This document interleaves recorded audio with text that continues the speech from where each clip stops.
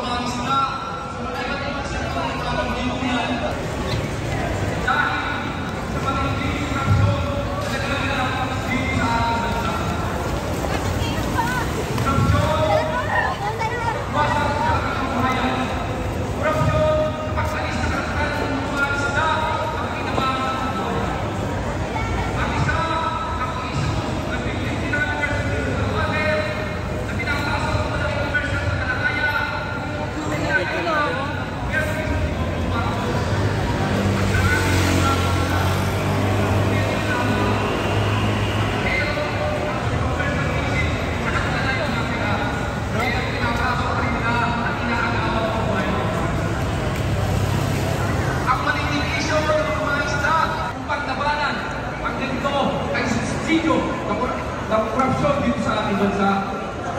Maliban sa mga baybayin, hanggang doon sa laot, partikular sa West Philippine Sea, inaagawan ang mga mangingisda ng karapatan na pagkinabangan ko. Biktima kami na may permis na pandarambong ang numero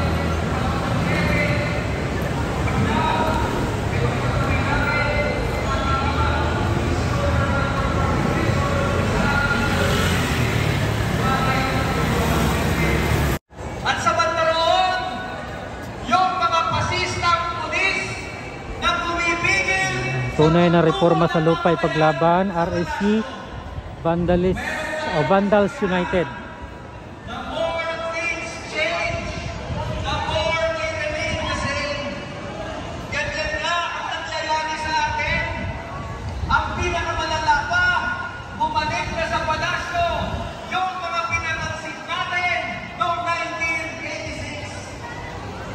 Ibig sabihin ba, mali ang pag-aalsa natin noong 1986 at naulit noong 2001? Mali ba ang pinanansik natin ang mga korap, pasista at utang rehimen ni Marcos at ni Estrada? Hindi po.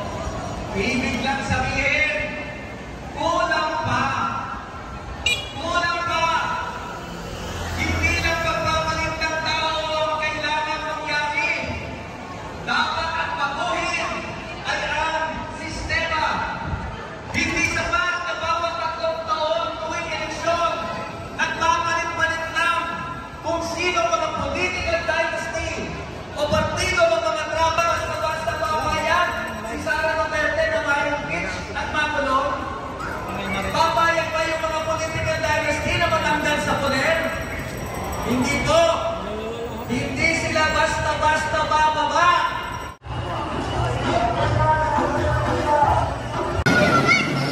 Magagalit na naman si Yorme nito, mga kababayan.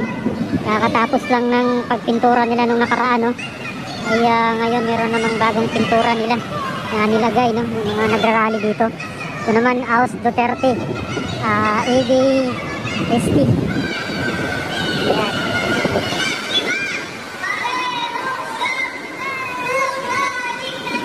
So marami to dito, mga kababayan, sa mga poste ng LRT at dito po sa may plant box.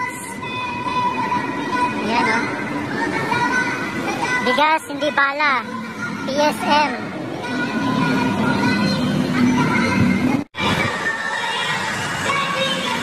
Hanggang doon sa kabila, no, mayroon pa doon mga poste ng LRT, mayroon mga ganyan, vandalism.